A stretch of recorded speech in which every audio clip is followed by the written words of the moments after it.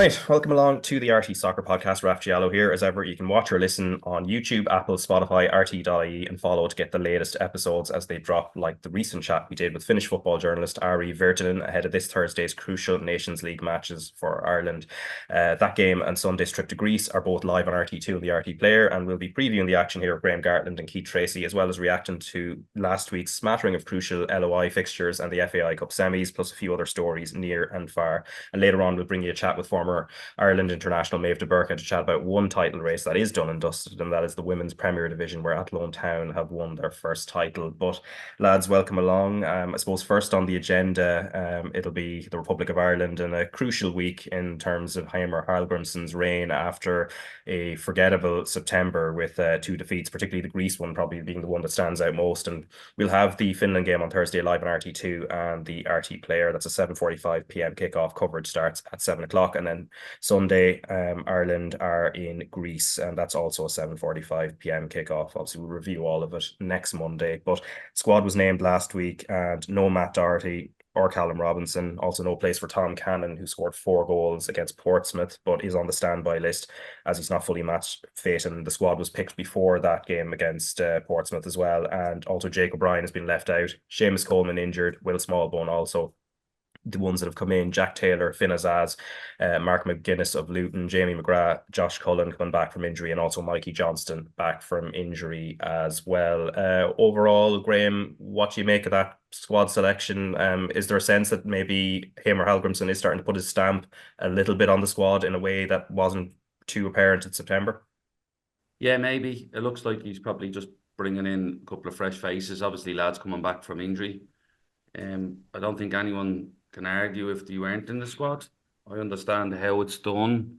Might be a bit of it might be contentious in terms of how he leaves people out of the squad. But in terms of over the last 4 seasons, I don't think anyone can say I'm a nailed on starter or nailed on to be in every squad. Bar maybe the goalkeepers. I would probably say the goalkeepers have Zunu and Queevy and Kelleher would be the ones that would say, yeah, like Seamus Coleman, who's done it for 15, 20 years and still playing at a high level. But yeah, it looks like he's trying to obviously put his stamp on it and try and bring in players, and the likes of Jack Taylor. And I was looking at Mark McGuinness and Jack Taylor earlier, which were the 2 new ones. We know the ones coming back from injury, but Jack Taylor, I was watching clips of him. He scored a wonderful goal in the League Cup against Wolves last season. Chops inside. The way Ipswich sort of play, they play a 1 and a 2, and he plays as an 8, and he describes himself as a box-to-box midfielder. So look, it's Keith to touch on it as well. It's probably where we're at our most weakest, I'd say. But just having somebody that's playing at that level week in, week out to come in and play midfield for us will help, because I think it's just been such a difficult area for us. Now, I don't think that's been helped by the formation as well at times. I think playing 3-4-3 can leave you light in midfield. The whole point of most European teams and most international teams tend to flood the midfield and try and get control of the game. And when you're a player down, you can be a bit light there.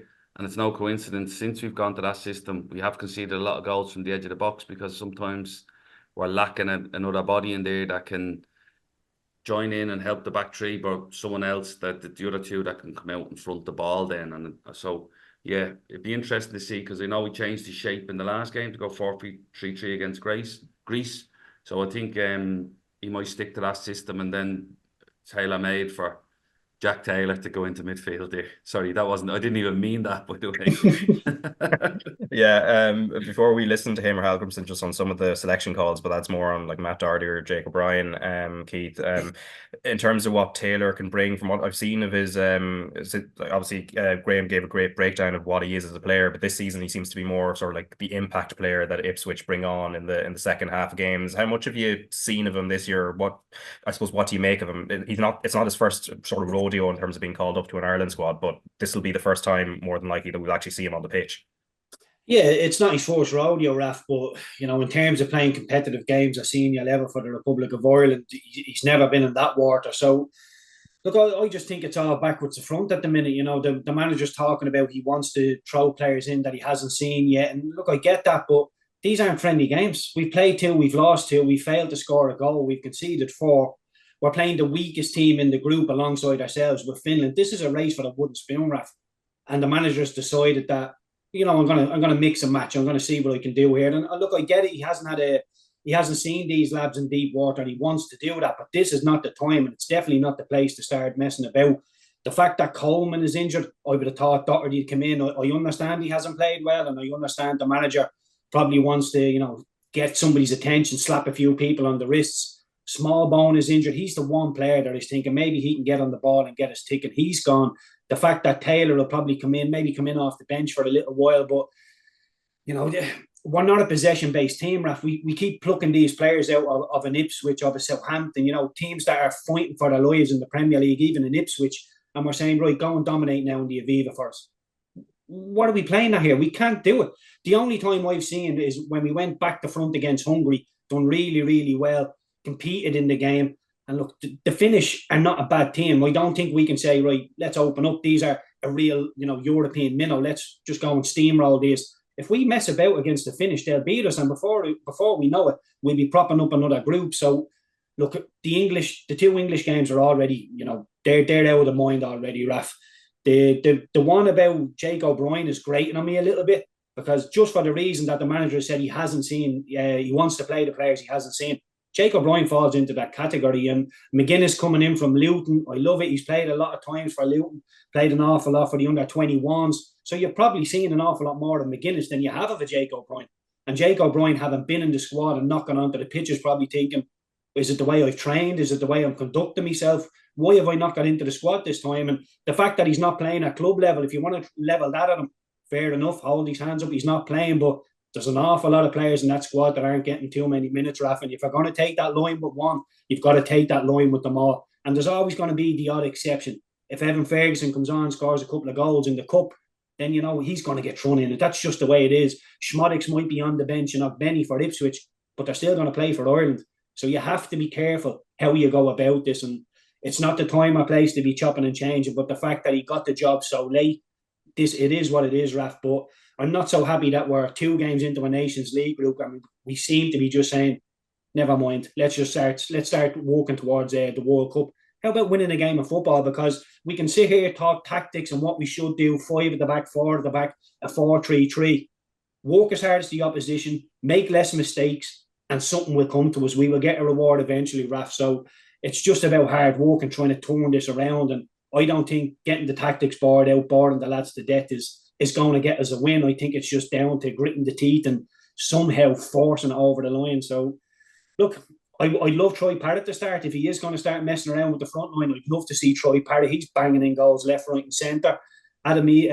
Ferguson, really, I will probably touch on the Premier League later on, Raf, but the fact that Brighton were 2-0 down yesterday against Spurs and the managers looked at the bench and thought, I don't really need Evan Ferguson. If Everton was going to get a few minutes, it would have been yesterday. And the fact that Joe Pedro was injured as well, and he still doesn't seem to be getting an awful lot of time. It's worrying times for Ferguson, but Adam Eade is playing well. Parrott is playing well. Schmodix, I always like. Benny has a big, big threat. But controlling the game through possession in the middle of the pitch or messing around with at the back, that's not our friend. It will come back to bite us. So it's going to be very, very pragmatic football, Raf, and people don't want to hear that, but that's how this Ireland team has to go about it, and that's how we get results on the board. Yeah, and let's listen to Hamer Helgrimson in terms of his rationale for leaving out Matt Doherty and Jake O'Brien. He was speaking to Tony O'Donoghue after the naming the squad last week. It's because we want to see other players at this stage. Now I need to be thinking as well long term, and Seamus and Matt are our best, our most experienced fullbacks, but unfortunately they cannot play forever for Ireland, so we need to have a backup plan what and if it happens they cannot play. And given that next year 2025 we might end up in a group of 5 nations, then all the games in 2025 are official World Cup matches, so there's no time next year to do experiments. So for me, I thought this is the kind of the only option we have to test who can do this job, who can do this position. So we're going to do some experiment now on that position and see what happens. But for me, that's I think it was better just to leave him out instead of having him on the bench, just give him this week off. I tried to motivate it, talked to him yesterday. Obviously, he's like all the players that I called yesterday that are not in the squad.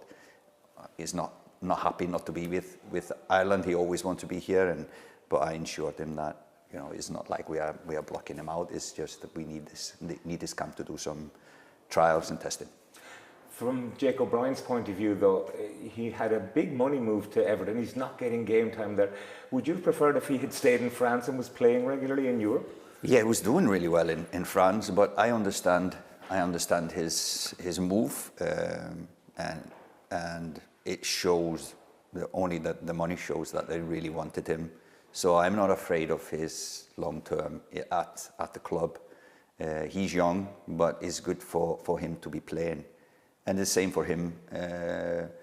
We now selected Mark McGuinness, who has been playing really well for Luton every game.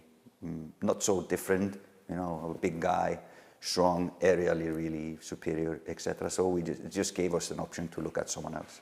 So that is the Ireland manager there, talking about Jake O'Brien. And before that, who he was referencing was Matt Doherty, who has been left out but is not out in the cold forever. At least that's the way it's been painted there. But Graham, just in terms of the idea of experimentation, which is something the manager raised there, it does feel in a sense that perhaps he's been painted into a corner with the way the FAI did the whole recruitment process, and the fact that it, you know, by the time he was announced in the job, 2 friendly windows, which would have allowed for the potential to experiment, came and went, and then it was straight into an England match, and then of course Greece last month, and now he's having to experiment in the second window in October. Yeah, 100%, Raf. There was no wriggle room for him, but he's obviously been quite secure in the information he's been given from above him, that he try and find the right fit here over the next few games.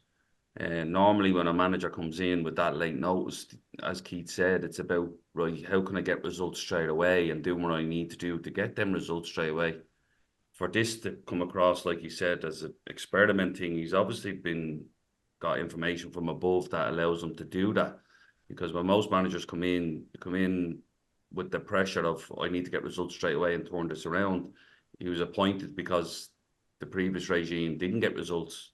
But obviously he's been told he has time to do this. Now, his contract will tell you otherwise, but he seems to be quite self-assured in that this is the way it's going to be, and I'm able to do that.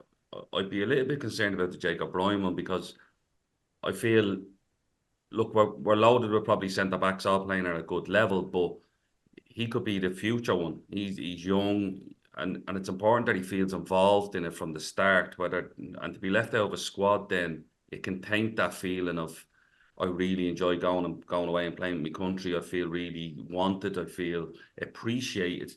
So I think you can spoil that for somebody at the start. So that would be the one I think, well, you don't need to experiment with somebody like him. You just keep him around and make sure that you know he's coming and going to be the future. Because like you said, Nathan Collins might get an injury. Darragh O'Shea might get an injury. Johnny Egan, who's moved as well. Liam Scales has done really well at Celtic, and again, surprised he didn't play a bit more in the last window. So, look, the fact he has the confidence to go and experiment would mean to me that it's probably come from the top down, that he has this ability to do it and he has the time to do it. But he's not got long on his contract. But the bit about Doherty, like, Doherty is 32, so he's saying that he's like looking for the future, but Brady's 32 as well. So sometimes, I don't know if he's hiding behind Doherty's age and stuff like that as a way of just saying, look, you haven't performed. I don't want to come out and say you haven't performed. So I'm going to say all these things to maybe protect Doherty a little bit. But again, I don't think many people can argue that Doherty should be in the squad. But about this, it sounds to me that he's just covering up the fact that he probably just wants to say, look, you didn't perform well enough, or your effort wasn't there, and we can't have that going forward. So maybe that's the way it is, and he's just protecting Doherty a little bit too. Yeah, because it's something I think we talked about with Keith. We talked about it last week in regards to Doherty, and I think he said, he wouldn't really have an argument if he's not in the squad for this month, given that, let's say, what happened in the Greece game where he didn't track back with a huge amount of gusto for that second goal, and his club form and lack of games there. But also when we look at the amount of training sessions that Ireland have ahead of this Finland game, and then also against Greece, I mean, it's 2 away games, and Hallgrimsson's also talked about the tight nature of these windows in the autumn and winter, where it's more like a meeting camp was the word he used for it, and he only has one real training session with the team. So I suppose we can just expect more of the same from the Greece game, I presume, Keith, in terms of how the team is set up, and there won't be much evolution, even if he is experimenting overall in terms of the actual personnel that goes into it. Yeah, I'm a little bit worried about the personnel, to be honest with you, Raf. Not because they're bad players individually, just because I'm looking at right back. Obviously, there's no Coleman, no Doherty, so I think maybe an El Bisevi, probably an Obama-Medele will get thrown out to right back. Then you're looking at left back. It's going to be a Brady, a Scales, somebody who's not notoriously comfortable at left back. We've a right back who's making his debut or thereabouts. So then we've Cullen, Malumbi, Knight in the midfield, and you're thinking, which way are we going to go about this? Because we're very, very weak on the wings and 1v1 duels. If we're going to put 3 in the middle, they're going to be workhorses that can't really keep the ball. And then the lads up front are not going to get a touch because we're not going to be able to play through the forward. So, look, I just see a car crash coming. I don't see us getting any better. And the way Hamer's talking there, I get the feeling from him that he's trying to improve players. He's trying to bring players on.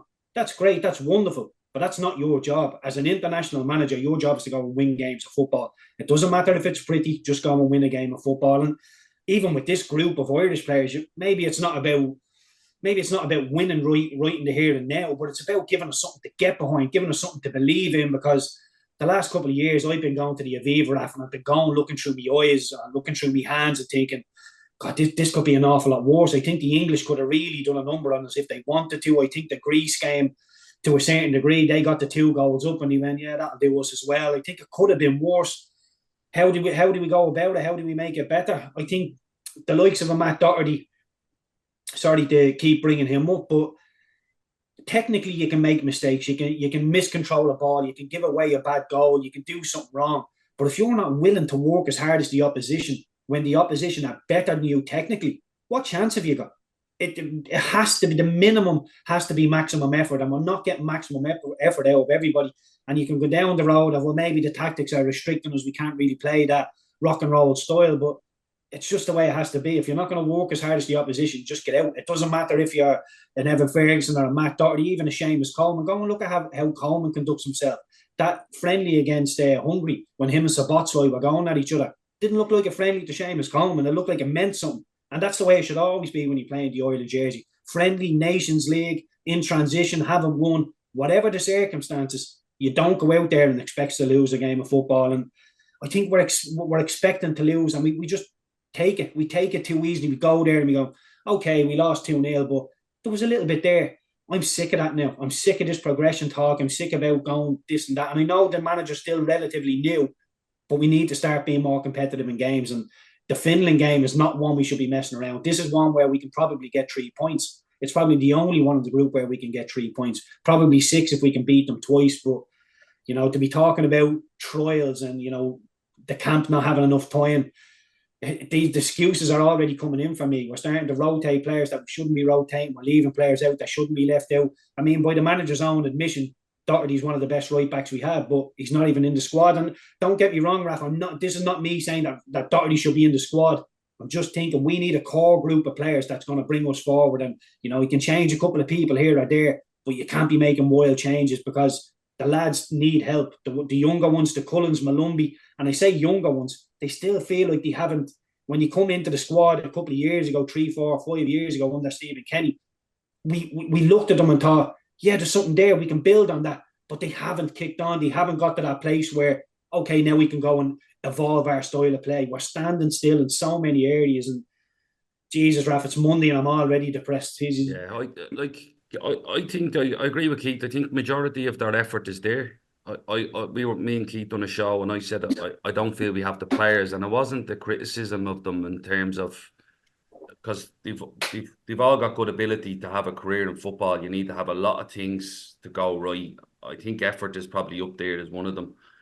I just think the confidence is on the floor in this squad, and like what Keith touched on, they're nearly waiting to be beaten, or they're nearly waiting to go a goal behind before they rally, or you see if something goes wrong in the game, they just dip. It's like a goal goes in, and it's like this feeling of, oh, here we go, and they're expecting it. And the manager himself touched on it, that the confidence is on the floor, and every little thing. So they're actually probably not looking forward to the games, but there's a level of apprehension comes around with the games that they're going to play, because you just don't know what's going to come. And like that, 95% of the players, their effort is there. But again, it's easier to run when your confidence is high. It's easier to track back. All these things, it's easier. And Keith said it, there comes a point where, look, we just need to dig in. And there's a resilience you need a resilience to play football. And every one of these players would have went through setbacks in their career at some stage. And wherever it is that took them out of it to get them back to where they are in their career now, they need to go back to. And then it's just about how much actually love the game and want to play football. And bring that back.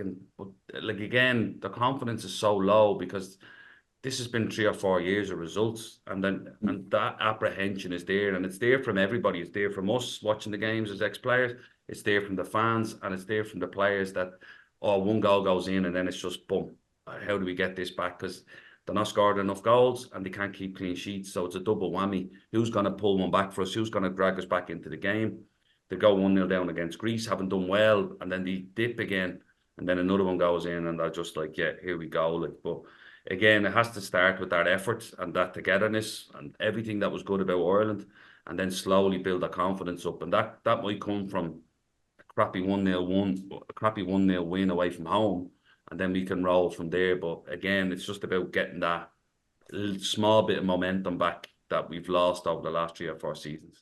Yeah, and in terms of Finland, then obviously their manager, Markku Kanerva, he remains in place, but there's been a lot of change underneath him. So a lot of new assistants, especially Jani Honkavara is the key figure there, setting a new tone for Finland. So the workman-like Finnish approach that we were more used to coming up against, that has changed a little bit. So I was speaking to Ari Virtanen, a journalist with the Helsingin Sanomat newspaper last Friday, and here's a clip from that. You can find the rest of the interview on the RT Sport YouTube channel and then all the usual podcast spots as well. Football Association's chairman and sport director have told to Kanerva that the playing style needs to change, and maybe be a bit more attacking, or they should at least create more scoring chances. So therefore, there was a need for new playing style, and now Honkavara has clearly brought his own playing style to the national team. He played with Kup's style that tried to control the midfield, so that there were usually like 4 players occupying the midfield, like 2 number 6s and then one or 2 number 10s or 8s. So there was kind of like box midfield, and then the wing backs were pushing high, and this similar style has been brought now to national team, which is interesting to see how it will develop, and whether the players will adapt to it, and whether they are comfortable with that style. But at least after the Greece match, Lukas Radecki said that they've committed to this new style, and they're trying to work with it.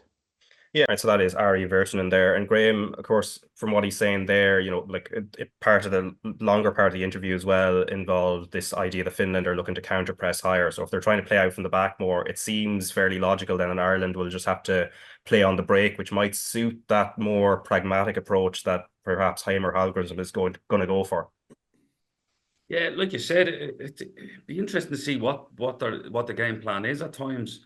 If they're going to play a box in midfield, like you said, we can't go 3-4-3 against that unless we're going to match up and drop 2 lads into the 2-10 positions to stop them. But counteracting what he did, I coached I signed the boy Glenn Kamara. We signed the boy Glenn Kamara when he was we took him from Arsenal to Dundee, and he was excellent for us. Really good in that 6th role, can take the ball under pressure, can move. He's at Leeds United now. And then we also signed Benjamin Kalman, who's the striker. We had him for 6 months on loan. I thought his ceiling was really high at the time. But he's got back going again. He's a bustily type of striker. Can get down the sides of people and hold the ball up as well. But they qualified for the Euros not long ago as well, the first time in their history. Yeah. And now they've rejigged it and changed it. But obviously they want to be better. They want to be higher up the pitch, and they want to win the ball back and try and retain it and have that control in midfield. So if we can sit in and allow them and then counter-attack them, because they're working through something themselves, they won't be perfect at it. So it gives us the perfect opportunity to try and pick holes in it, win the ball back, hopefully release Ogbene on the right and get him going. But if Troy Parrott does play, Troy Parrott is really good at dropping in and linking the game. But if he does drop in and link the game, then you need your 2 wide players to give length and run beyond. And it's something that I feel, and sometimes in teams play 4-3-3, and we'll touch on the Bows game a little bit. It happened in the Bows semi-final, where Greaves was dropping in and he just had no runners behind. And I think if Troy Parrott does play and he links it, you need either an attacking midfielder, or you need 2 of your wingers to run beyond. And that's what you're hoping. If Troy does play, then Ogbene can be the length in behind. Yeah, and one other clip we're just going to play here is Hamer Hallgrimsson talking about Jack Taylor, who we spoke about a little bit earlier, but also the name Liam Delap came up. Now, first of all, he's a young lad, and he is now in a bigger and bigger role at Ipswich. And I talked to the coaches, and they speak highly of him. And you see how he's used at Ipswich. He's now like an impact midfielder when they need to change the game. He's put in, so a good dribbler, a good passer, good on the ball. So a guy that can really be an impact for us as well, and hopefully he will step up. I know it's been a long time since he was last in the national team, but a player like many other that has potential. Liam Delap is his teammate at Ipswich Town, and Ipswich has a lot of Irish connection at the moment. Is there any possibility that he will be among us in the recent time to come? I surely hope so. So him play now against Aston Villa. I was at the stadium seeing him score these 2 goals. Again, hot at the moment, but it's a guy definitely that I think will help us in the long run. Now it's always up to the player himself.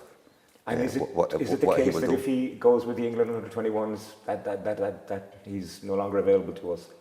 No, it's best for you to ask him, not me about that. But obviously we have expressed that we would probably pick him if he would be available. All right, so Hamer Hallgrimsson there talking about Liam Delap. Before that, he was talking about his Ipswich teammate Jack Taylor, who of course we talked about. Now, Delap went on to score against West Ham the weekend. Really good finish as well. So that's 3 goals in 2 games, including the Villa game as well. But the eligibility rules as they stand, I think in their next FIFA Council, FIFA are set to vote on tweaking the age up from 21 to 22 in regard to representing an association 3 times before switching. He's 21 at the moment, and he's capped for the England under-21s, which precludes him at the moment in the short term unless that rule change happens. But Graham, overall, it's almost feels that seems like a little bit of a sideshow. We're also at this stage trying to talk about empowering the LOI academies to bring players through, and yeah, great, I suppose, to look at other options. It's always been something that's been part of our history. Lots of national teams do it, but where do you stand on it? I've no issue with it if that's what the Delap wants. If the Delap comes out and says, look, I want to play for Ireland, I've no issue with that. In terms of our own academies and what we're trying to do there, again, like the Delap has come all the way up through the Man City Academy. He was really well thought of. That they were talking about him 4 or 5 years ago as being the next one. He's come out like the likes of Cole Palmer, Foden, the Delap. They had Jadon Sancho. They all came out of Man City. So it's like abundant of bridges they had. But he's gone and played. Like what I like about Delap is he's gone out and played, and he's done really well at Ipswich, and he's probably the main goal scorer at the moment. He's a big, strong lad. He can carry the ball well, and he's willing to run. But if he decides, look, I want to play for Ireland, I don't think we're in any position to be turning that away. I just don't. A player of that quality that's doing it at the Premier League level, I don't think we can say, look, we don't really want players to jump over. Like, look, the caveat to that is he's taken someone else's spot that would have come all the way through. But that's football. We've all been there when somebody else walks in the door and, you know, you have to fight for your spot. And that's the way it goes. But competition breeds more competition, and ultimately, the more competition you have, the more success you have. So I've no issue with them coming over. Like you said, if they're able to change it for the senior team where a Declan Rice can play 3 times or 3 times for Ireland, albeit in friendlies, a kid playing for the 21s should be able to move our senior level if that's the way it's.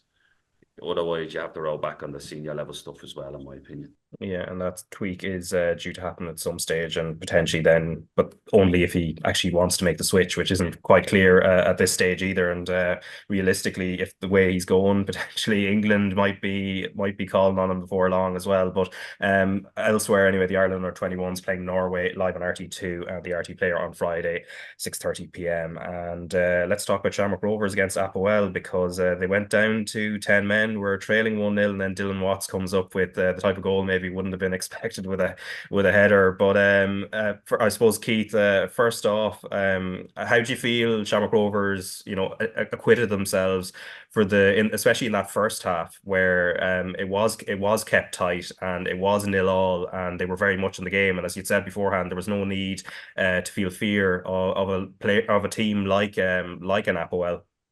Yeah, and I think there's a fine balance, Raf. When I say, you know, play without fear, it doesn't mean, you know, be disrespectful, kamikaze, 100 mile an hour, just go and steamroll them. I'm not talking about being disrespectful. Go out and show respect, keep it tight, keep it really, really compact to start with. But I thought they grew into the game really well. APOEL have a couple of really tricky players, a couple of Brazilians in the team that were able to move the ball really quickly. And when it got into the final thirds, you could see the tempo of the pass and 1 and 2 touch. They're not a bad team, but yeah, Shamrock Rovers done really well, competitive throughout the whole 90 minutes. And I think, yeah, the Watts goal, it's a lovely little header towards the end. And I think Rovers were full value of it. And now they're looking, obviously, at Larne up next and then TNS. You're thinking if they can end them 2 games with 7 points on the board from the first 3 games, what a result that would be. And again, you look back at it, and sometimes you can get a bit bogged down with these names that you know throughout Europe and think, can we really go and compete with them? APOEL are not the biggest side in the world in terms of European exposure. TNS, Larne are new boys as well into it. So, you know, they must be licking their lips. Shamrock Rovers still somehow dragged themselves back into the title race in the League of Ireland as well. So there's an awful lot to like about Shamrock Rovers. But, you know, I think they're reluctant to go all in with Europe, to be saving players for their legs, to really try and kick on in that, because they've fingers in both pies. So it's going to be difficult for them towards the end. But when you look at them last night, the talent they're bringing off the bench. But yeah, a point from their first home game against APOEL, more than acceptable. Brilliant stuff from Rovers. Yeah, and Rovers, Graham, were sitting in a 5-3-2, as you were kind of talking about on the co-commentary, and the fact that Johnny Kenny also was dropping in probably didn't give them an outlet in that first half initially in terms of runs in behind, but he did seem to grow into the game, albeit the change seemed to be in terms of the equalisers when Aaron Green came on, and he kind of offered a more sort of like a bustling option who would go up against the centre-backs. In the first half, what Rovers have done probably different to what they do in the league game, they flattened that 3 in midfield. So Nugent came in to the right of O'Neill and Poom came in to the left of him. And when I went out to their fullbacks, it was them that engaged with the fullbacks really. So allowed their wingbacks to stay in. And then the gaps between the wingbacks and the centre-backs were tight. So I think there was a 15-yard gap between all the back 5, which was great, and Stephen Bradley had touched on about getting that distances right. So Nugent and Poom done an awful lot of work because their fullbacks were good, especially on the left-hand side. So, and then the Mandroyu can then drift. He drops in as the 10, or he's willing to run behind. But a couple of times they got caught out was when Kenny kept coming towards the ball, and that's not his game, and that's probably not where he's done well in Europe. You saw the 2 goals he scored against Vikingur, where he's running down the side of them, and then if he gets down the side of one, he generally has a 1v1. It happened probably twice in the game where he got down the side of the centre-backs. And having done some research on APOEL, they conceded goals from that run because the second centre-back actually doesn't cover that well. He tries to play offside a little bit. And Johnny Kenny takes contact. I felt at the time he should have went down and got a penalty from it. Because the contact actually throws him off his stride and it pushes him wide and allows him to get a shot. But in the second half, especially after Farrugia went off, Rovers played with a better tempo, but that came from the fact that they were trying to turn them a little bit more. And because they turned them, it made APOEL defend. And then if they didn't defend properly, the crowd got into it and an atmosphere built, and you felt, right, something's coming. And then they got a couple of long throws and then a couple of set pieces. And I had said before the game in the analysis of Rovers, one of the things Rovers need to do is they need to be better with set pieces, which they conceded against Pats, and they need to be more aggressive from their set pieces. And it turns out they conceded from a set piece and they scored from one. Now, I didn't think it'd be Dylan Watts. I'll be honest with you, I don't think I've ever seen him win a header, even as a sitting midfielder. So I think everyone was surprised. And we were waiting to see, was it him? I was thinking, is that Dylan Watts? But really good header. But Jack Bourne's delivery, spot on. And APOEL conceded a goal against Riga from that position as well, in that front post area. So it was obviously something Rovers had seen as well. Normally it's Lopez that gets across the front post. This time it was Dylan Watts. But like I said, when they played with a bit of a tempo and a bit more aggressive and look forward more, I come on and sometimes I say, look forward more and put the ball in. It's not that I'm looking for it to play long. I'm just saying, and I've seen Gary Neville's been talking about it a lot for the last month, and probably we've been saying it a lot. If a player makes a good run and you've your head up and you're able to see it, put him in. Make the other teams defend. Keep them honest with what they're trying to do.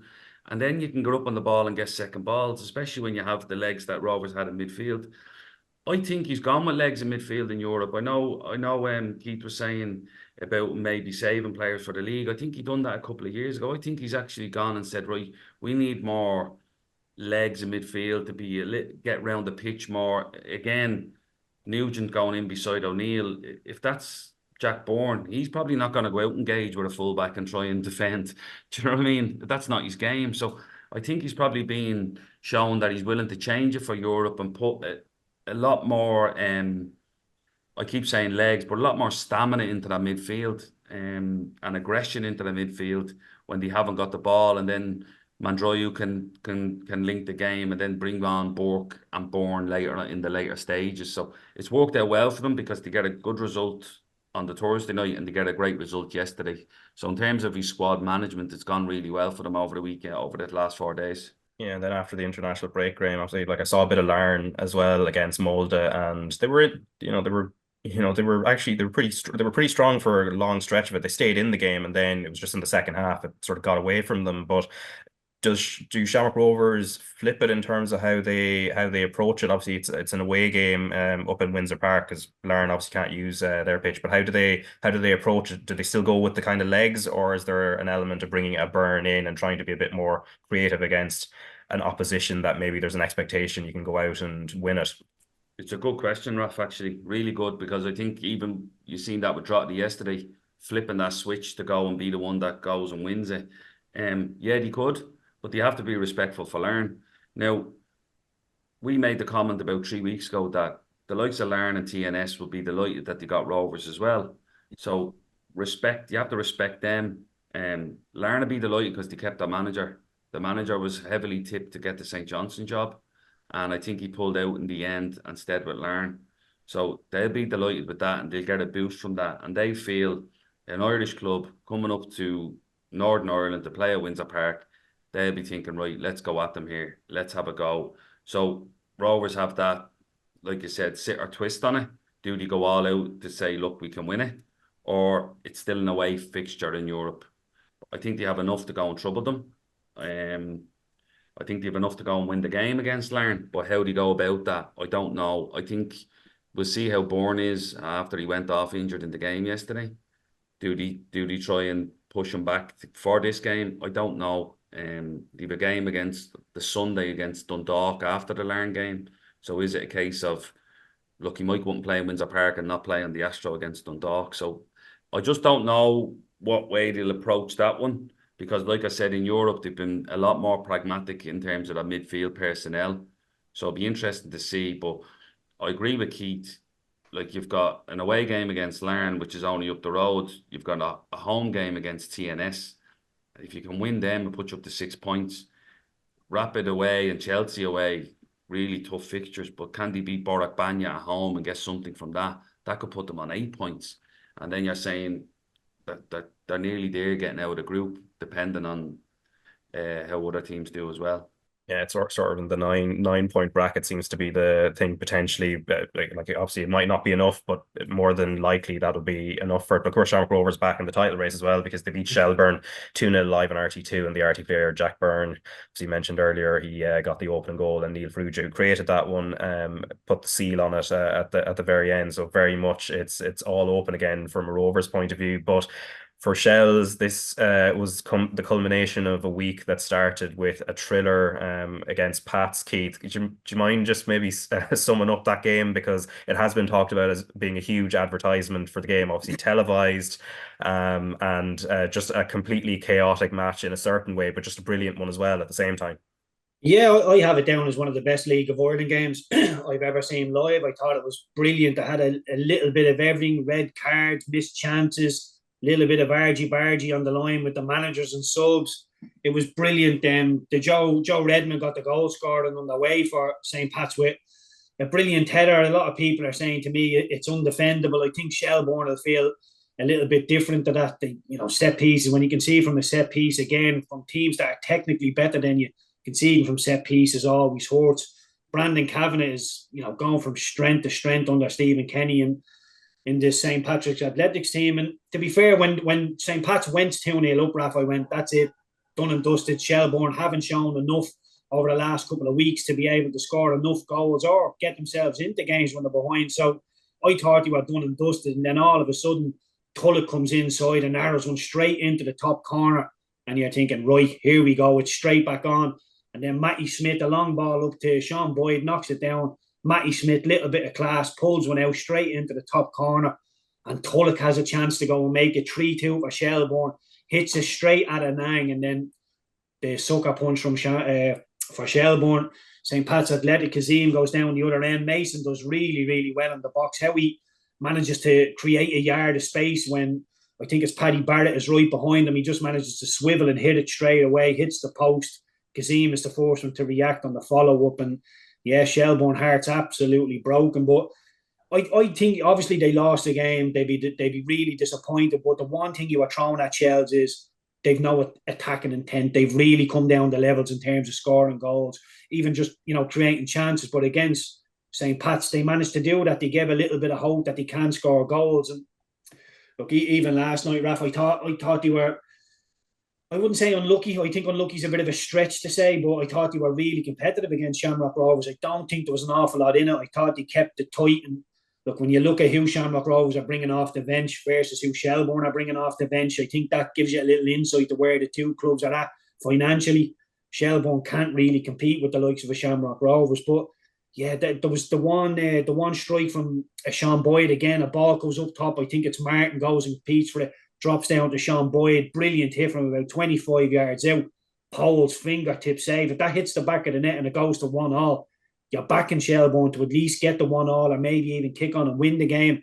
That's it. Moments in games separate the teams, and that save from Powell's was absolutely massive, because that would just give Shelbourne's legs a little bit more energy, a little bit more of voice, something to get behind, and they will feel if we can draw and tell it, brilliant. But Shamrock Rovers just seem to have enough. I love Farouja. I wonder, will the red card come back and hurt Shamrock Rovers? Obviously, Farouja will be missing now for a couple of games, and I've waxed lyrical about him on here. I think if he gets his end product right 8 out of 10 times, he could find himself across the water in the continent, anywhere he wants to go. He really is that good. And yeah, absolutely heartbreaking from Shelbourne. But again, Damien Duff's message is right. Although it seems like he's been on repeat for the last couple of weeks, it's still in Shelbourne's hands. They've 3 games to go. If they can somehow go and win the 3 games, which seems like a long shot, they'd win the league. And again, if you were to ask Shelbourne fans at the start of the season, you've got 3 games at the end, and if you win all 3, you'll win the league. Not stay up, not stay in the league,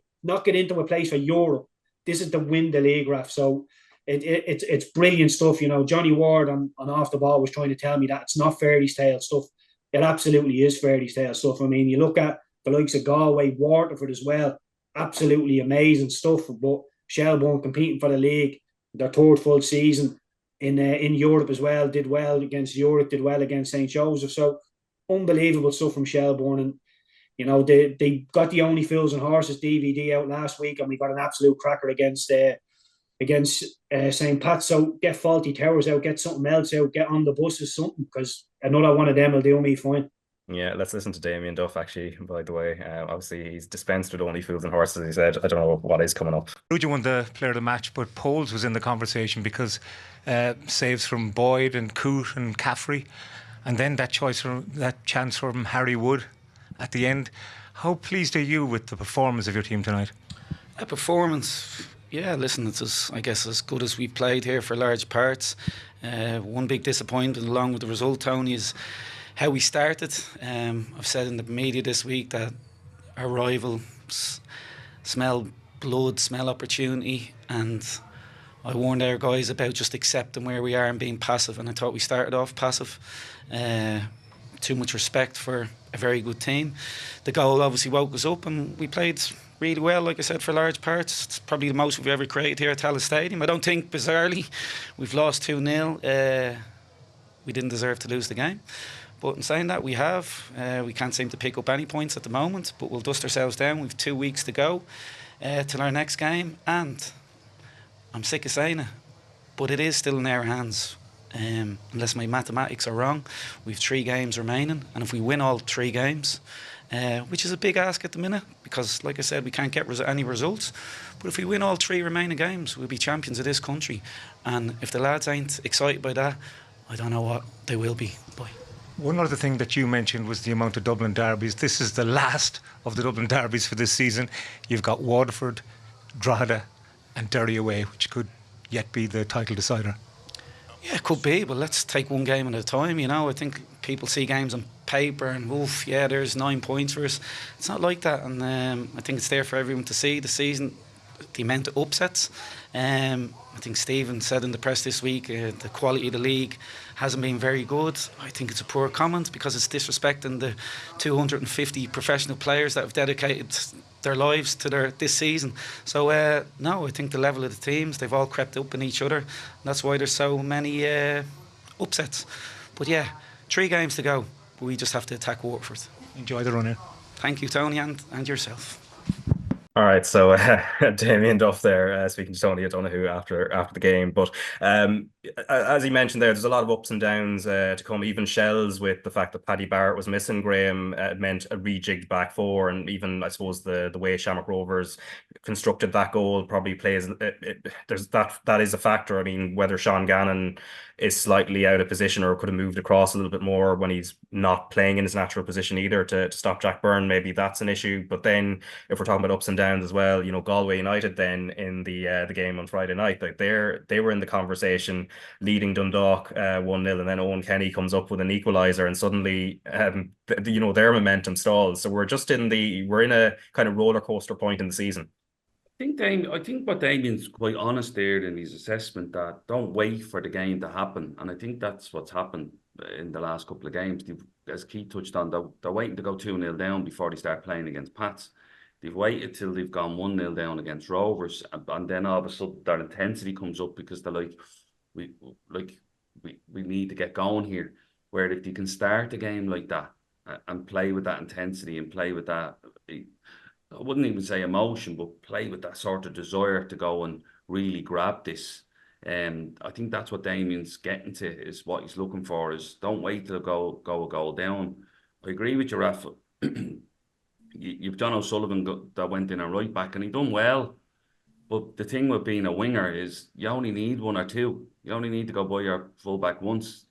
O'Sullivan could have stopped Ferrugia 8 out of 10 times, but he's gone by him once and create a goal, and that's all you need sometimes in an attacking sense. That's why it's tough as a defender. Sometimes you 9 out of 10, you could do You could have a great game, but ultimately you could get beaten in a 1v1 situation that could lose you the game. I know what you're saying about Gannon. I think he's in a good area in the front post area, but he has to see the danger coming, and as the cross is coming in, he has to step onto it then. But it's a wonderful finish from Jack Bourne, like very, very like sublime with the little touch of the outside of the right boot, and then it pops it up in the air. Really good finish. Diogo Jota scored one for Liverpool that was similar, but a little bit lower. Jack's was probably a better finish. But then the second goal is just all Graham Burke, like the ball's running out of play and puts his foot in it and back heels it, and Ferrugia comes on and like probably doesn't get enough goals, Ferrugia, but sometimes like as a wing back that can be tough.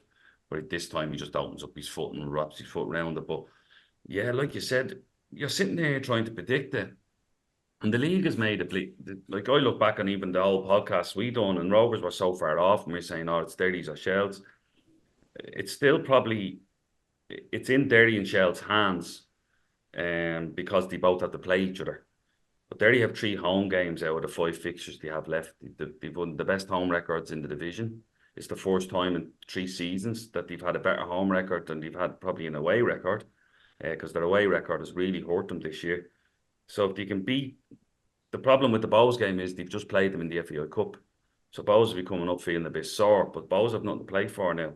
And there you know that Bows probably don't have a lot going in the attacking sense, and they just need a couple of moments to win the game, and Bows don't have a lot to come back in it. Sligo caused them trouble before. Every time you think, oh, Derry need to beat Sligo, they haven't done it. Last year, Rovers drew to UCD, and Derry had a chance to beat Sligo. They lost in over there. Dundalk away, you never know what's going to happen with Dundalk between now and then the Patsa away is probably the toughest game they have, considering the form then in, and then Shells at home will look after itself. If it's going down to that game and Rovers are at home to Waterford, one of them has to beat each other to make sure they secure the title. Yeah, and in terms of Galway then, Keith, I mean, with a win, they would have been up to second before Rovers played, but getting pegged back by Dundalk, I think there's 2 sides to it. Obviously, the amount of credit that needs to go to Dundalk for staying in the game and getting a point in the not just the circumstances of the match, but everything that's happening with them. But I suppose Galway will be kind of ruining it as well at the same time, because they were just coming up the flank on the blind side, and even I suppose the league title couldn't have been completely out of question just based on the inconsistencies of other clubs. But I suppose their focus now has to be on just trying to get a place in Europe. Yeah, you would have thought so, Raf, but mathematically they're absolutely in the middle of a title race, which is, I'm sure Galway will probably shy away from saying that, but they're right in the mixer for it. So look, they're in a title race. I think they'll settle for Europe. And Galway came to Inchicore at the start of the season, and I had a little chat with John Caulfield, and he was talking about his team and really bigging them up, to how proud he was, how workmanlike it is. And he literally just whispered in my ear, if we had a striker, Keith, we'd go to the next level. And they just need to score some more goals. They've been absolute. If I told you they're only going to score 29 goals so far, you'd be thinking, well, they'd be banging the relegation zone. But they've only conceded 24 goals. Sorry, they scored 29 and conceded 24. 24 goals conceded. It's the best defence in the league. And look at Brendan Clark, Buckley, McCormick, Greg Cunningham. They all know how to defend. Even McCormick always smells danger. Doesn't go too high up the pitch. Will always try and help his defenders out. And Borden, Bruder. There's so many. Stephen Walsh up front, although he doesn't get the goals, he's an absolute workhorse. And again, if I was John Caulfield, I'd be so proud of this team, because no League of Ireland team, whether you're Shelbourne, Shamrock Rovers, St. Pat's, nobody wants to go and play Galway in Galway, because they know it's going to be a tough game. Like Graham is saying, you go and ask questions of people. They don't turn down balls into the box. They don't turn down balls in behind the fences, and they make you work for it. So nobody will ever come away from Galway thinking that was an easy game, handy 3 points. It will always be tough. And yeah, it's been absolutely excellent. And what Damien Duff is saying is right. The fact that Waterford have come up and Galway have come up, and they're not the whipping boys, they're up the top end of the league. It's just left everybody down the bottom scrambling, and it looks like Dundalk are the ones, although Owen Kelly manages to go and get a 96-minute equaliser.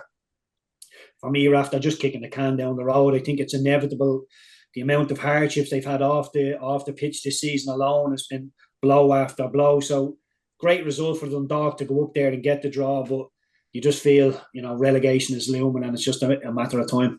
Yeah, and of course, Derry City, as mentioned earlier, they're playing Bowes on Friday and they're hosting them. But in the flip game in the FAI Cup semi-final on Friday night at Dalymount Park, it was Derry City who did win 2-0 against Bohemians, and it was very much Michael Duffy's night as the hero, not for the first time for the Candy Stripes. So he was speaking to Tony O'Donoghue, as was Rory Higgins, and they were chatting about, well, Higgins was talking about Duffy's contribution as well as Ben Doherty, his return to the squad and how important that is. Aye, big time. That's the main thing, coming down and winning, getting to the final, big day out, that was the main thing. Obviously delighted to get the goals as well, but it's a brilliant night for us. Talk to me about the goals though, because the free kick, do you think it caught him napping? It was a beauty. It was one of them awkward positions, and we sort of went through it yesterday. It was like a cross shot, just if it made its way in, but it went straight in the top corner. I don't think I'll catch one as good as that again. Buzzing. You moved inside and caught the second goal pretty well as well, but the classic Dalymount sort of pitch bounce probably helped you. I think the goalmouth helped me out a wee bit there. Took an awkward bounce over the keeper, but that goal was massive because Bowes were putting it up this there in the second half, so that settled the game for us. And the double is very much on now. Look, we'll enjoy our celebrations tonight. Getting the final's a massive thing, and a big day out for families, for the whole city, and then when we come on Monday, we'll look towards the league with a big few weeks ahead. You've got your November date sorted, you've got your cup final appearance in the bag, now you just have to go and win the league. Aye, thanks Tony for reminding me of that. I was trying to enjoy the half an hour after the final whistle, but you've just ruined it. No, listen, we're delighted, and I have to mention as well, Ben Doherty has trained 1 day in 3 weeks. Kieran Cole was suspended. We needed Ben to make himself available. He made himself available and he was outstanding in the game. So from that point of view, real fair play to Ben. And that is Rory Higgins there, and before that it was Michael Duffy, and he was just chatting about Ben Doherty's return to the fold and how it helped Derry City there. But in regards to how this played out tactically, Graham, I mean, the midfield movement from Bowes was in the first half particularly was quite interesting in terms of how Ross Tierney was dragging Diallo, again no relation, out of position out towards the left flank, and Bowes were in the game but without having as and something you wanted to bring up, without having that sort of forward outlet, and then before Derry City's quality showed at the other end as the game wore on. Yeah, they were really good in the build-up phase. I know Alan Reynolds is getting a lot of stick at the moment. I can't fault them what they were doing. They were in the build-up phase. They were excellent. Loads of rotations.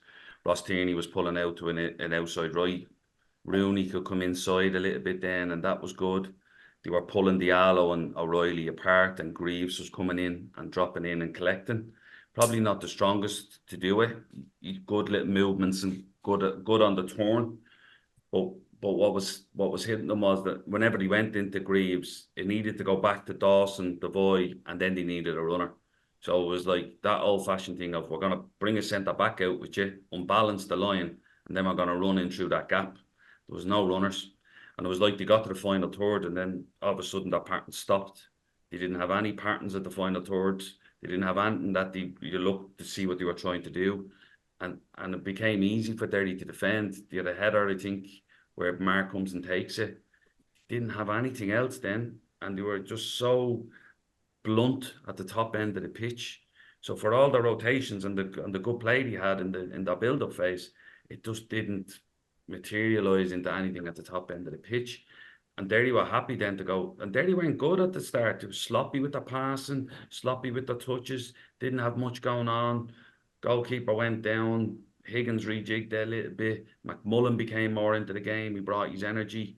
And then it's a free kick out of nowhere where everyone's expecting the cross. We're all expecting the cross. Myself and Des are looking to see who's picking up people in the box. I thought there was going to be a little bit of a gap, and before you know, he's hit it, and it's hit the top corner. I think he takes a small little step to the right, or it leans on his right foot, and then he's unable to move Charaska, and then it does him. It probably needs to take two and a half steps before he pushes off and goes to collect it on the far side. But look, it's a wonderful free kick and opportunistic from Duffy, but he still has to execute it. Second goal, it's a really good move. Ball should snuff it out. There's 3 bodies over there. You know Duffy wants to come inside. There's nowhere else to go. You show him the line. The fact he cut inside, Dawson Devoy has to hit him, has to meet him. It's a good strike, but the pitch just plays a massive part in this, because I think Jaraska dives. He's gone to cover where he knows it's going to skid on a normal pitch. It's going to go low, and it pops up, and it pops up a good 4 yards. It wasn't like it was 2 yards. Pops up a good 4 yards, and that comes down to the mould in the pitch. But Derry just seen out the game after that. They had a couple of chances on the counter attack, but like you said, I don't think Bohs ever once looked like scoring against Derry, and that's the disappointing thing from Bohs' point of view. Yeah, and sets up a really exciting cup final, because Drogheda United had to work for it against Wexford, First Division Wexford, in the semi-final on Sunday. 3-2 win there. Adam Foley was the hero, and he was speaking to Damien O'Mara after the game. Congratulations. What was the word from Kevin coming in? Come in and change the game for us, no doubt. Just get on and do what we've been doing. Every time we've been coming on the pitch the last few weeks and months, we've been making an impact. So the message is no different. I think we're a bit nervous towards the start. A bit shaky, you could see that, but yeah, go on, try settle things down, try use our experience, and try give the lads something, a lift that will get us back into it. It's probably an uncharacteristic performance in terms of it took you an awful long time to settle. Maybe all the pressure was on Drogheda this afternoon. It was, yeah. Very rarely are we favourites for games. We're used to the underdog tag. But look, these are moments. You have to step up. We know what's at stake.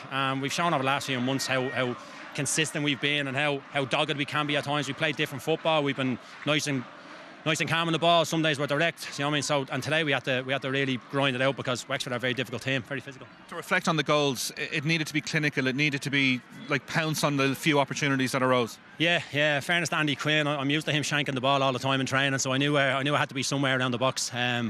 But yeah, and the other one, look, to be fair, I talked to James just before the throw and said, "You're going to win this flick on." And I think he did. It was a blur after that. But yeah, it's just in the right areas at the right time. Big couple of weeks in store. Yeah, big couple of weeks. But look, we'll get in now. We're in again tomorrow. We match on Friday, so we prepare for Waterford, then come tomorrow. So yeah, look, we can't rest on this too long, but we'll enjoy it. Listen, I know you're keen to get back to the celebrations. Thanks for being with us. Thank you very much. Cheers. Thank you. That is Adam Foley there speaking to Damien O'Mara. But just again, another topsy-turvy game in the sense of Wexford really showed up well, Keith, and Drogheda themselves were a little bit, we might talk about how they utilised their front two, and obviously there was a change as well because Foley had to come on for Piero, but it was, I suppose, it was a trickier game for Drogheda in a sense compared to the Derry City game in the league, where they had, they played really, really well and managed to get their front two into the game. But this time they found it a lot more difficult. Yeah, it's a really difficult one as a player when you're in a Premier League club like Drogheda and you're playing a lower league club like Wexford. People just expect you to turn up and win, and you always feel like, or I always felt like as a player, you're on a bit of a highway to nothing, because you go and win the game 3-4-0. People say, well, you're expected to anyway, so well done, and you move on. But yeah, Wexford went there.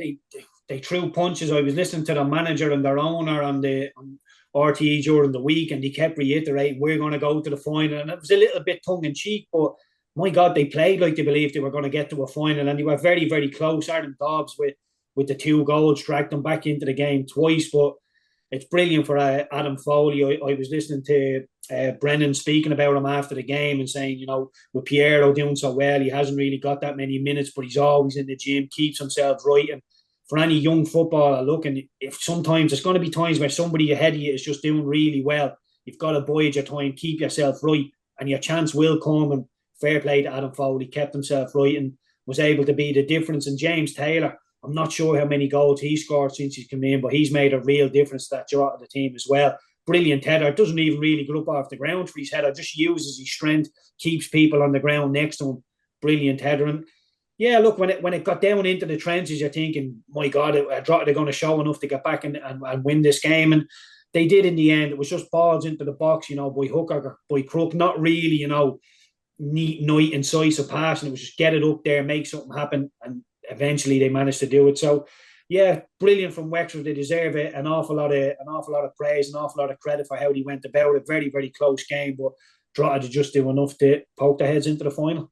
Yeah, and plenty will happen in the league before Derry and Drogheda actually lock horns again in the cup final at the Aviva Stadium. But for now, one of the major pieces of silverware in Irish football was handed out on Saturday night at the Athlone Town Stadium. Athlone's 2-0 win over Bohemians meant the Midlanders have sealed the SSE Electricity Women's Premier Division title with a game to spare. Shelbourne, who are 3 points behind going into this weekend's final round of action and beat Peamount 3-0 earlier in the day, cannot catch them as Athlone have a superior head-to-head record, and those teams will also meet in the Women's FAI Cup final on the 20th of October, which will also be live on RT2 and the RT Player. Let's listen to Captain Laurie Ryan and also to manager Kieran Kilduff, who were both chatting to TG Cahir after sealing the title. We always knew we had the opportunity today, but we were trying to just take it as another game as well. But what an occasion, and I'm so happy to be able to do it in Athlone, and the crowd turned up for us. It was just unbelievable, really. And when you started Athlone, did you ever think you'd make it to here, this moment right now? Probably not when we were getting beaten well at the start, but I suppose we stuck with it and we got our rewards today. And look, it's just a credit to anyone that's put in work with us over the years, from Tommy to Kieran to everyone that's been involved. Like, it's been a work in progress for 5 years, and finally got here. It just feels amazing, and it's just such an achievement for the club, and hopefully now we can push on again in the cup final in 2 weeks. It's an amazing feeling. I'm so proud of them. Credit to Bows tonight. They were very good on the night. I don't think we ever really hit our top gear, but we've been working hard all season. The girls deserve this, and I'm just so proud of them. Looking back at your career yourself, you've done all, you've won leagues, you've won cups. Where does this rank? This is it. Yeah, look, I think I couldn't have envisaged it going this way. I'm so proud of them. This has to be one of the sweetest moments I've ever experienced. We did our football on the pitch this year. I've asked the girls to buy in. They gave me nothing but commitment. We didn't go holding press conferences telling people how good we were, what we were going to do. We did our talking on the pitch. We picked up 43 of the last 48 points up for grabs, and that's why we're champions, so I couldn't be prouder of them. And it's huge for the club as well. Massive. Listen, this has been a couple of years in the making. Do you know what I mean? A lot of these girls have been here since the beginning, and I think the hardest thing was getting them to believe they could do it. So they've done it, they deserve it, and I just can't wait to see them lift the trophy. All right, so that is Kieran Kilduff, Athlone Town manager, and then the captain, Laurie Ryan, as well. And this was going to be decided on head-to-head results in terms of the final couple of rounds of action. And Shelbourne earlier in the day had beaten Peamount 3-0. And now I am delighted to be joined by Méabh De Búrca. And of course, Athlone Town got over the line, and this is their first title, adding to the cup they won last year, and they could do the double this year as well. They knew the task they had to do against Bows once it kicked off, but how do you feel they managed it in the end? Yeah, it was well managed overall at the start. I thought Bows started the game really well, and they had a couple of chances, and they looked the brighter team, and you thought that maybe Athlone, might get a grip on the game. But in fairness to them, once they got the first goal, which was against the run of play, really, it was kind of a combination really of maybe, Bows' errors in a way. They were struggling a little bit against there was a strong breeze there. And then, once Athlone got that first goal, Alison Gibson scored it. I think they never really looked back after that. Yeah, and that was a 2-0 win over Bows. So, of course, as you said, Maddie Gibson with the finding space in the box in the first half to give the lead, and then Kelly Brennan then following up as well. But it could have easily been, like a 5 or 6-0 as well, because Brenda Tabe also seemed to get plenty of chances, probably the header off the crossbar being the closest one, but a few one-on-ones as well. Yeah, she's been a really bright spark since she's joined Athlone, and I think she's added such a threat. Like I said there, she could have definitely added to her tally. Maddie Gibson was crossing in from the left, particularly in the second half, a lot of balls into her, and she was unlucky not to finish. But the second goal from Kelly Brennan was a nice, neat turn and finish as well. And she'd been playing as a defender for a lot of the season, so I suppose it kind of shows their flexibility, and even from the management's point of view, that they're not afraid to play players in different positions, or to see what attributes they have as well. So like I said, it could have been a few more, but I think Bows held it together well, and they really defended very, very well in the second half, and they did put it up to Athlone at times, but Athlone were good value for their win, and they kind of sealed the league in style, really. Yeah, and of course, they'd had their first bit of silverware last year by beating Shells in what was a quite dramatic cup final.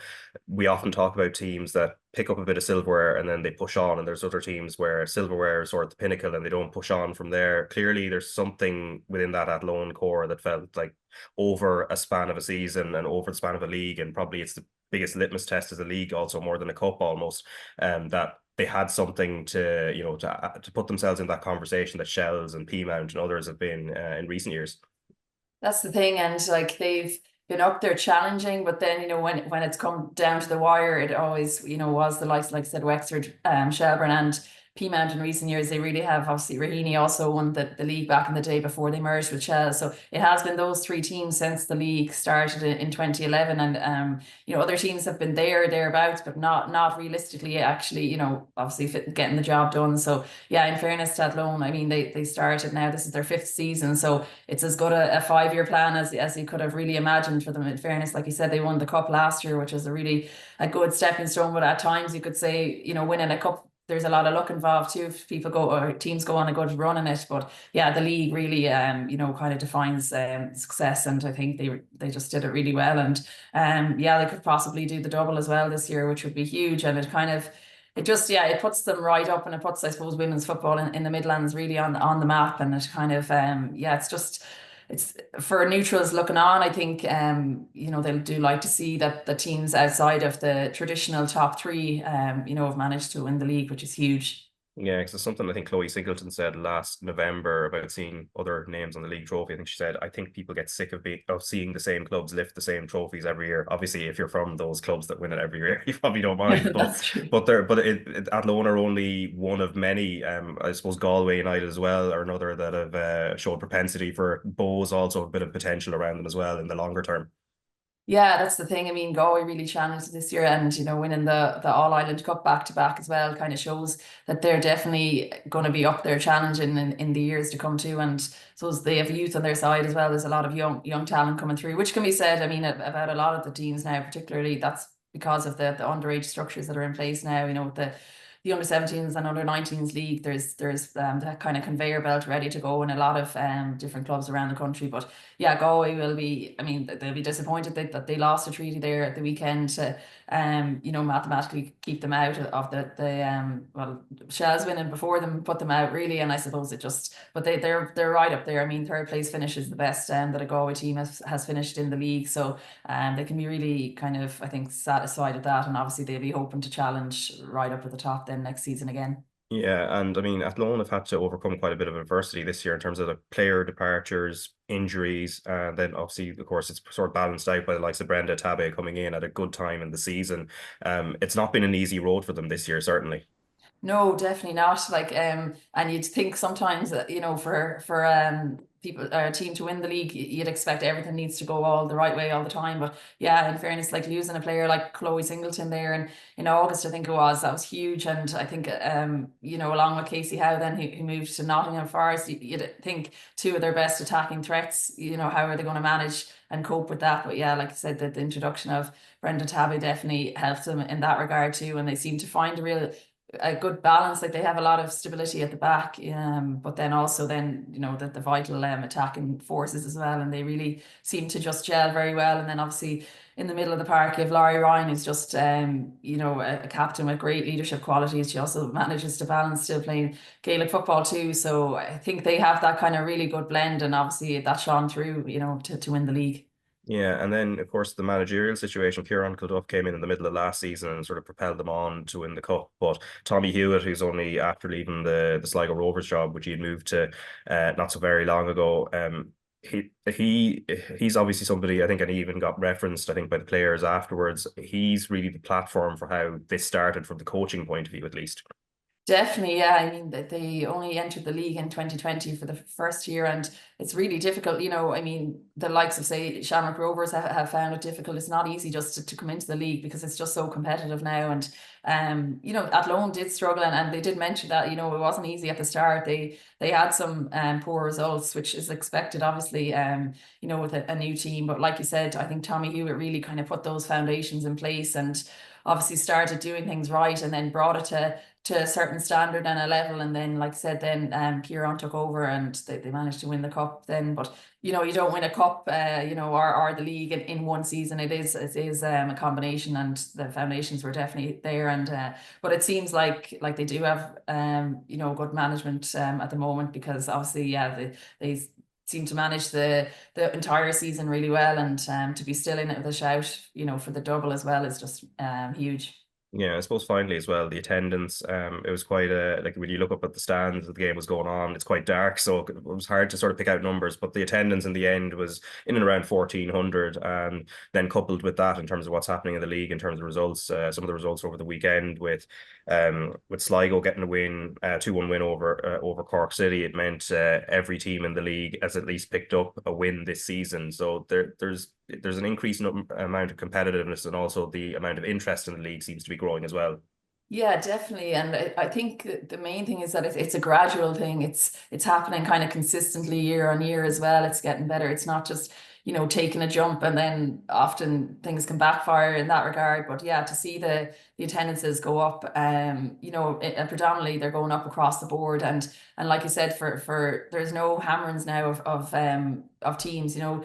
Back in the day, there was teams that ended up the bottom of the table and they took beatings. Like 10-0 wasn't unusual to see, but those days are well gone. And yeah, credit to Sligo, because it's been a really difficult season for them, and to be able to come out, you know, and finally get the win in their second last game of the season must be quite satisfying for them, because they did have a good cup run too, and you know, they're probably you know, it was a long season for them, but like that, they'll be hoping to kind of hit the ground running and try to push more up to the mid-table spot, which is very achievable for them, because the table is so tight now as well. There isn't that huge gap between teams at the top end and the lower end. Yeah, and of course as well, a word on Shells too, because we will be previewing the cup final next week, and the cup final will be on the Sunday, the 20th of October. We're just going to be live on RT2 and the RT Player. But Shells, you know, consistently always there. They beat Peamount 3-0, so they did the job they had to do on Saturday to try and keep this title alive going into the final round. Of course, Athlone did their job as well in terms of sealing it off. In terms of Athlone, then on top of that too, psychologically going into a cup final, and then Shells and their consistency, how does it balance out for you at the moment?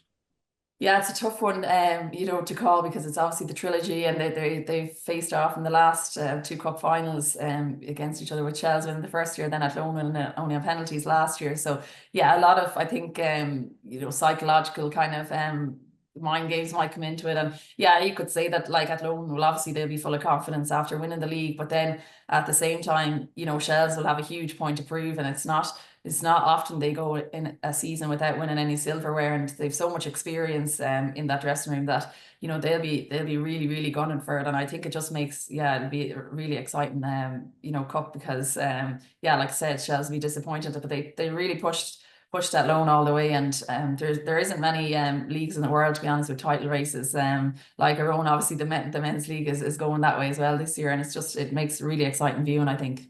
Yeah, and of course, just before I let you go, in terms of trophy wins and that, obviously in the soccer, we know what's happened, but I think you had a title win of your own also, not in a completely different sport.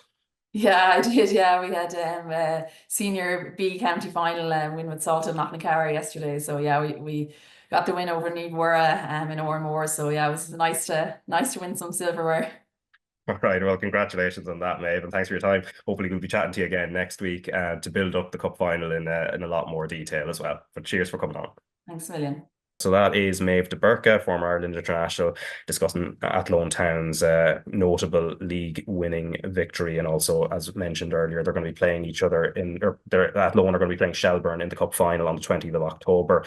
Before we go, though, let's talk a couple of other matters. I suppose in the Premier League, Keith, you know, Alisson goes down for Liverpool during the Crystal Palace match, and having not checked the starting lineups beforehand, I was expecting Caoimhín Kelleher to come on, but instead there was a bit of an Irish connection in terms of the number 2 on the bench on the day, and that is former Pats goalkeeper.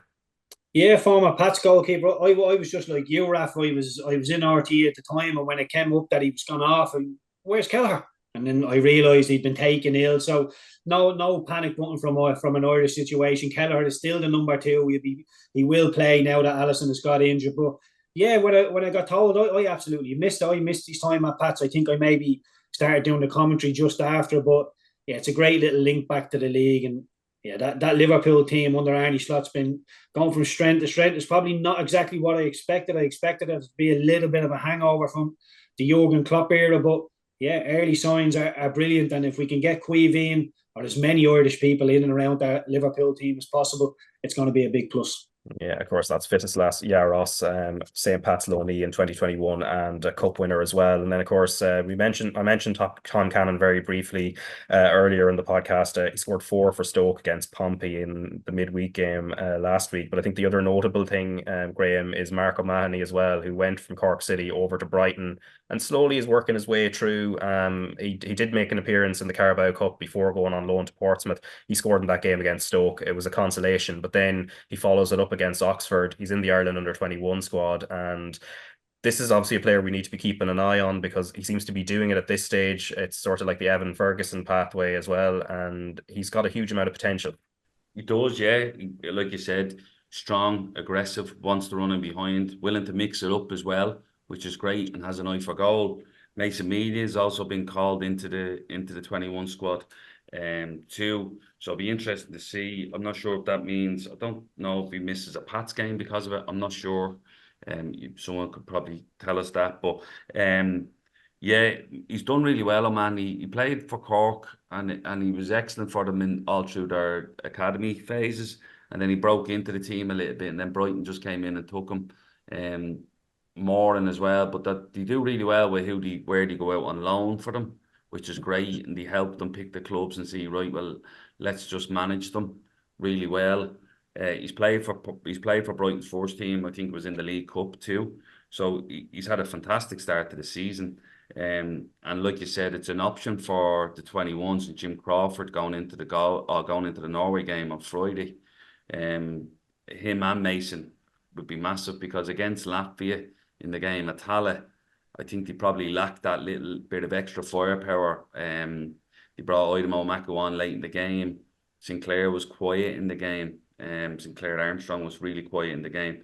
So it'd be great to bring on like an inform O'Mahony and an inform Mason Melia to throw them on. And obviously Johnny Kenny's been doing really well at Rovers as well. So there's a lot of firepower in the 21s when you list out them 5 players: Melia, O'Mahony, Oidemo Maku, Armstrong and Johnny Kenny. Yeah, and before we go, just very briefly, of course, the European Court of Justice last week found some of the rules imposed by the global governing body FIFA are contrary to EU law and that they restrict freedom of movement and are anti-competitive, and that followed a challenge by former Arsenal, Chelsea and Portsmouth midfielder Lassana Diarra.